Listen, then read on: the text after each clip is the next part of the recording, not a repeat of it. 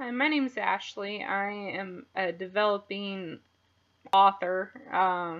Storyteller is what I can officially refer myself to. I would love to be a published author. I've had a dream of that for years. Have read a bunch of developmental how-to writing books that have been very helpful to me. Although the best book that I've read, and I need to look up the title, taught me to look for conflict.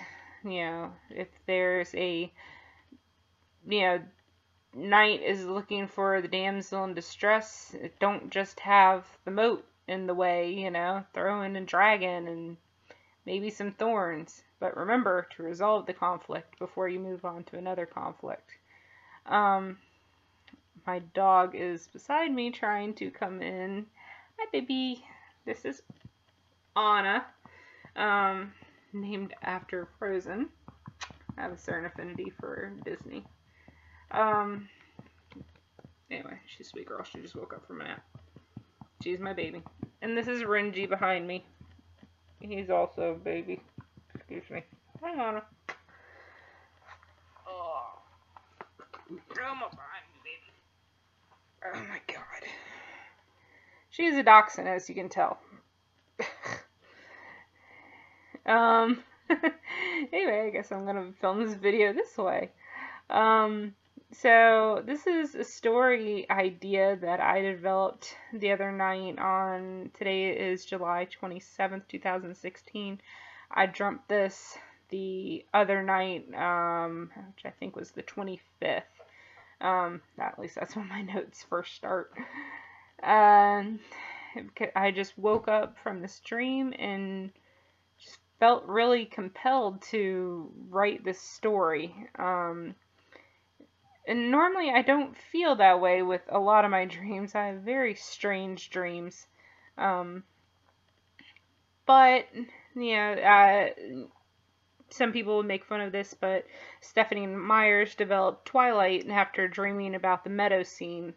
And then she developed this story and financially great success. I personally love the Twilight series. I really don't care if anybody else does or not. I do love the love story to it. Anna, excuse me. Anybody want a dog? You can't have her, but I love her. She's just a little needy sometimes. Anyway, come on, girl. There you go. Thank you. So, anyway, this is a story idea. I dreamt of a girl, average looking girl, pretty, but anyway, she's shopping for school supplies in a cheap kind of dollar section, and she looks innocent, and all of a sudden she runs out the back door. I'm sorry, I keep moving my camera. Anyway, all of a sudden she runs out the back door shoplifting, which I thought was just kind of unusual. So I wanted to know where this story developed. What was this girl's deal? She ran out after shoplifting and was studying in a homeless shelter for her test. All she stole was school supplies. So when I woke up, her story just kind of stuck with me. So anyway, this is an idea that I've been developing for the last couple of days. And here it goes.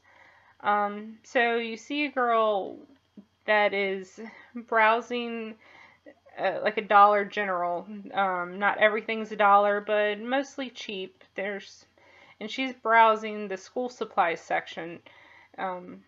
She picks up a couple things, just very utilitarian, nothing fancy, cheapest, most economy items as she can. She grabs like a 3-ring binder, a plain, cheap spiral notebook, some index cards, a highlighter, some pens and pencils, and a little cheap pencil box, and that's all she grabs. She passes up the fancy flowery notebook for $5 and grabs the, dollar version, the little black notebook. And she obviously doesn't have much money, why else would she be buying these basic, of the items there. She moves on into the store and stops at the beauty aisle, and she's admiring the lipstick and the blush and the eyeshadow, and you realize that she doesn't have any of these items on herself. She's kind of plain Jane. She's beautiful, but she's plain Jane. She doesn't have any makeup on. Her hair is just hanging loose and down. Her clothes are nondescript. She's clean, but not fancy or dolled up or anything. And I picture her, by the way, as like a dirty beach blonde, with like kind of the natural highlights. And she's got these big blue eyes, like almost like a turquoise light blue. And she's just a short little thing, probably 5 foot or less. Anyway, just a brief description of how I see her. So she goes and she admires all these beauty products, but she doesn't grab any herself. She does grab a little pack of hair ties, just little black hair ties, and nothing else. And moves on towards the back of the store again. Next to the storeroom door is a little clearance end cap, and she pauses there again and sees some miscellaneous clearance items, including some dog items. She goes and she picks up a squeaker toy, but she doesn't squeak it. And that's kind of what drew my attention in the dream too. It's like she doesn't want to draw attention by making this obscene squeak from this crazy little toy. So she picks that up and she, adds that to her pile of things, as well as this little bag of dog treats. And as she's standing there, she hears the store clerk who is stocking shelves nearby. She hears him go up towards the front of the store and tell, the cashier that, hey, he's going to take his lunch. And the cashier requests that he go and get his food order as well and gives him $5. As she's standing there, the storeroom door opens. The back receiving room door that she's standing next to opens, and this burly manager comes out, heading quickly towards the front, calling out, that he wants lunch as well, and he's ordering twice as much food as the other two are. Both their orders combined aren't as much as his. And this poor girl, her stomach rumbles, again confirming that she just doesn't have a lot of money. Why is she hungry? Why is she sitting here with, such cheap item, getting the cheapest items in the store? And anyway, the store manager walks past her, and she goes and all of a sudden sneaks out the back receiving room door. The employee's only door sign, goes and closes softly behind her with a click as she escapes and runs out the receiving room, out the back door behind the building. It's like, not only does she not have any money, she's shoplifting. So she's very nervous. She heads out the receiving room door, glancing around, afraid she's going to get caught. It's hot noonday, bright sun. She's got, sweat rolling down her temples, and she rushes over to behind a dumpster and pulls out this bright red backpack out of this pile of cardboard. She stuffs all of her shoplifted items into the backpack really quick. And then before she can even zip it up, all of a sudden she hears this masculine voice behind her say, "Hey, what are you doing?" Yeah. Oh God. She looks up and there's the store clerk that's going for the food run. She didn't realize that the vehicles for the employees were parked behind the building. So she's like, oh God. So she goes and takes off running. There's something heavy in her backpack and it keeps slapping the back of her spine. It's just everything's just she's not as fast as she normally is. Her feet are just pounding the pavement with their faded sneakers. You can hear the sloshing of the water bottle that she's got shoved in a little mesh pouch on the side, and this little faint squeak of the dog toy that she crammed in there. But she just can't go fast enough. The guy is gaining on her. She can hear his heavier footsteps behind her. He's kind of a big, burly guy.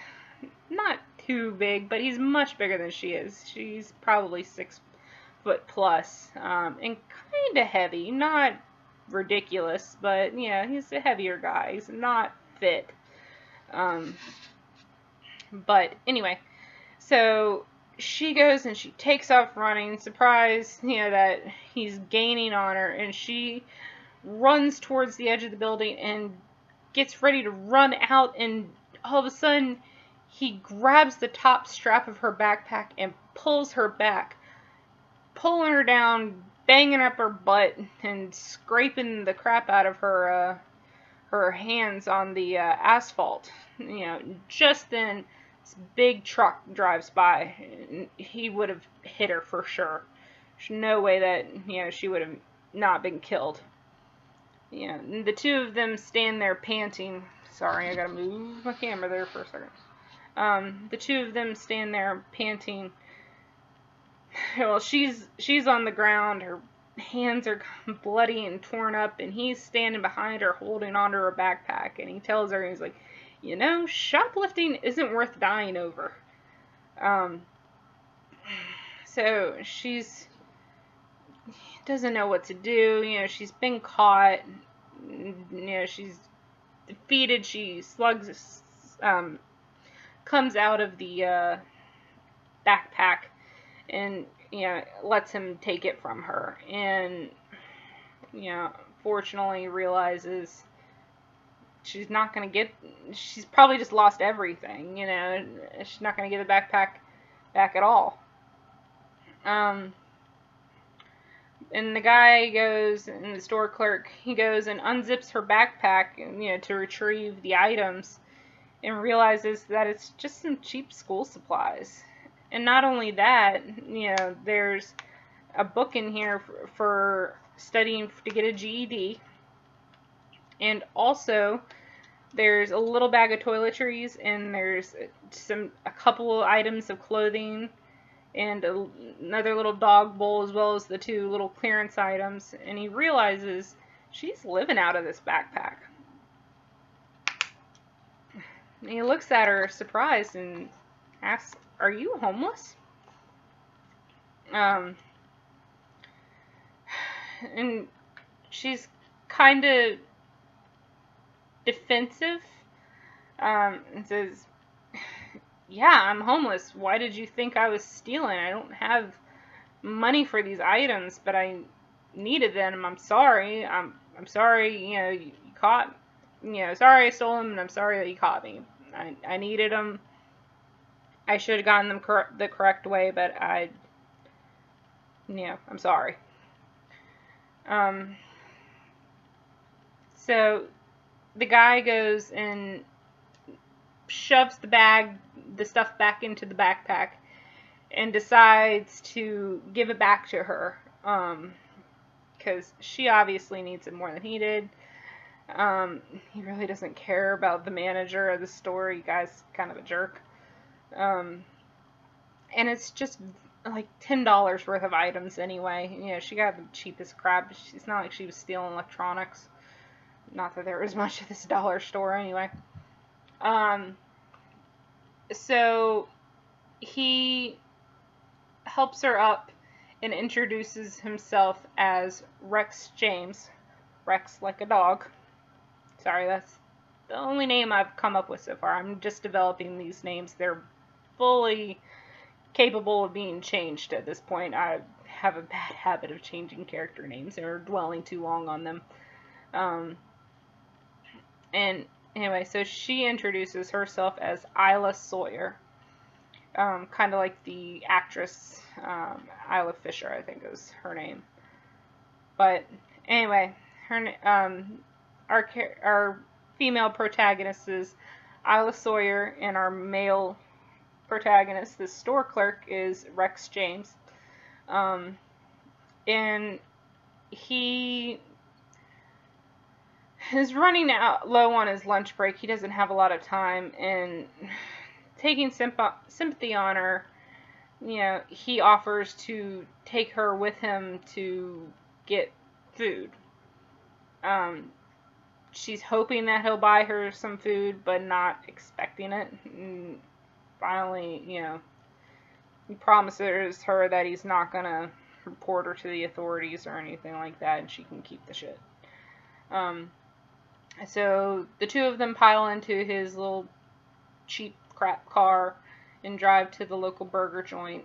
Isla goes and washes her bloody, scraped up, gravel, messed up hands, and while he goes and orders food, and she's surprised when she comes out, and not only has he gotten his coworkers food, but he's also gotten food for her and him, and they sit there and have lunch, and they talk briefly while they eat, and she just scarfs down the food. She's starving. She generally only gets one good meal a day, and reveals that's from this diner that she busts tables and washes dishes for.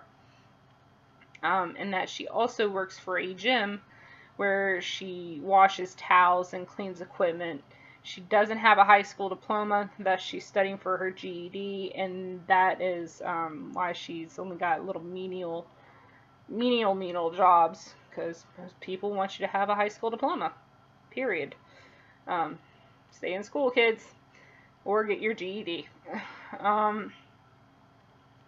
So she is allowed one meal at the diner a day, and gets showers and can use the equipment at the gym. But still, that's not enough. She lives at a homeless shelter because her mom remarried, and her stepdad do not get along at all. I'm not sure yet what the conflict will be, if it'll be as extreme as he assaulted her, or they just don't get along. We'll see. That's not developed yet. So they have lunch, and Rex realizes that he needs to get back to work. But first he takes her to a drugstore and buys bandages and helps bandage up her hands, since he's scared the hell out of him. And he leaves her there at the drugstore, lets her keep the backpack. And they, quite frankly, don't think that they're going to ever see each other again. He's fascinated by this hardworking, poor, homeless girl, and she's just grateful for this nice guy, this stranger, who let her get away with shoplifting, which she doesn't like to do, but, she will if she needs to, and who fed her a meal, and she didn't ask for any of that. She expected to go to jail. But anyway, so they don't expect to see each other again. And Isla ends up going to the diner, but she's unable to work. She shows her manager that, hey, I'm sorry, but my palms are totally screwed up right now. I'm not going to be able to wash dishes for a few days. There's no way she can sit here and scrub dishes in these hot water and everything. Her manager, I got this thing propped on pillows and it's not working for me. Her manager is kind and understanding and allows her to be hostess. Instead of being in the background, she can go and sit people, that way she's not handling food exactly, but anyway, so she does that, and she does really well at that, and he allows her to continue. A couple days pass, and Rex and a buddy come into the diner one evening, not, I guess, realizing that she works there, but not expecting to see her. She busts tables and washes dishes. And they recognize each other, obviously, but he's not so callous as to be like, "Hey, shoplifter girl." But she goes and sits him down at a table, and her waitress friend, who's supposed to have waited on him, sees that she's nervous and she thinks it's that she likes him. So she goes and convinces the manager to let Isla wait the table for Rex. And she just makes some paltry excuse, and anyway. So Isla ends up being the waiter, much to her dismay. She's never been a waiter before, but she does a good job, and it's kind of a sweet, flirting kind of involves with Rex and Isla there. And let me see.